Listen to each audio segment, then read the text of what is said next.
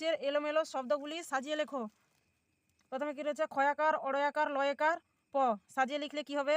লেখাপড়া। লয়কার, ক্ষয়াকার, প, অড়য়াকার, লেখাপড়া।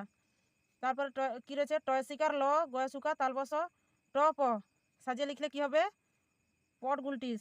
প, ট, গয়সুকার, ল, টয়সিকার, তালবস্য, পটগুলটিস। তারপরে কি রয়েছে? ঘ, ল, পয়সুকা, তয়সুকার, র। সাজিয়ে লিখলে কি হবে? পুতুল ঘর। পয়সুকা, তয়সুকার, ল, ঘ, র, পুতুল ঘর। তারপর রয়েছে রয়াকার, ক, ম, দন্তনে আকার।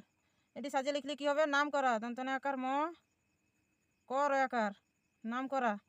তারপরটি কী হবে? গ, র, গসুকার, রসুকার, ময় ভয় দীর্ঘইকার। সাজিয়ে লিখলে কি হবে? গুরু গম্ভীর।